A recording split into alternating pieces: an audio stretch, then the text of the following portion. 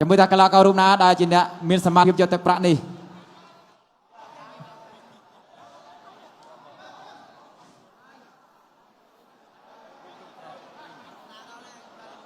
ថេរវេលាត្រៀមមកវាយប្រកួត9នាទីចាប់ផ្ដើម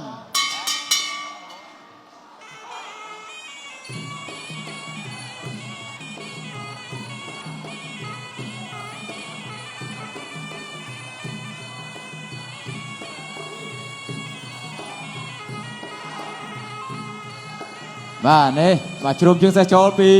រិទ្ធវិបុលលោកឆ្វេងរបស់រិទ្ធបន្ទាត់មកជើងបាទពីយូលៀនបាទកន្លោះកន្លោកពូកពោប៉ាន់គ្នាល្អសម្រាប់អ្នកទាំងពីរលោកចូលឆ្វេងស្ដាំបាទពីបាទរិទ្ធវិបុលទាត់មួយជើងបាទពីយូលៀនបាទលោកឆ្វេងស្ដាំបាទពីដៃរបស់រិទ្ធវិបុលចាក់ច្រត់មួយពីយូលៀនណែមកអាយបាទតោះក្រោមមកពីបាទរិទ្ធវិបុលចុកកែងរបស់រិទ្ធវិបុលពេញមួយកែងបាទអូ 1 2 3 3 4 4 5 5 6 7 7 7 8 8 9 10អូយអូយបាទមួយកែងបាញ់មិញល្អយ៉ាងនេះបាទគេថាទូភីសម្រួចស្នែងបាញ់មិញប៉ោះបាទសោកស្ដាយសម្រាប់កីឡាករឡាវផងដែរ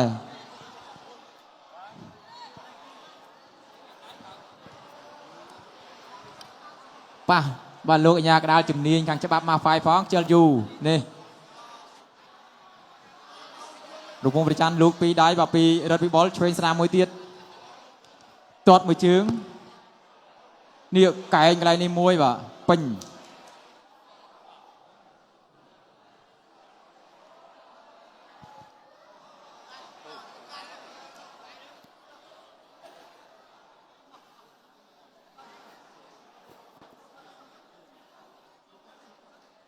ចាអញ្ចឹងឥឡូវនេះគឺយើងបានរកឃើញម្ចាស់ប្រាក់លាន8សែនរៀលហើយសម្រាប់កម្មវិធី Mafai គឺចាកីឡាកររិទ្ធវិបុលប្រើរយៈពេលខ្លីទេនៅក្នុងការបដិគោប្រកួតកីឡាករឡាវឲ្យបោះបង់ការប្រកួតយកទឹកប្រាក់ចាគូទី1 Mafai 8សែនរៀលអញ្ចឹងនៅពេលទៀតនេះគឺយើងនឹងធ្វើការប្រកាសលទ្ធផលហើយចាគូបន្តទៀតក៏ជាគូ Mafai ដែរយើងនៅសល់2គូទៀតចារវាងមនុស្សយន្តនីរតនៈចាសុធីប៉ះជាមួយនឹងកីឡាករយីជាហ្វឹងដែលមកពីប្រទេសចិនបាទ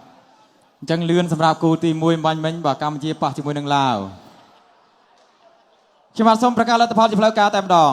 អបអរសាទរដល់កីឡាករបង្គោលក្រហមនៃព្រះរាជាណាចក្រកម្ពុជារិទ្ធវិបុល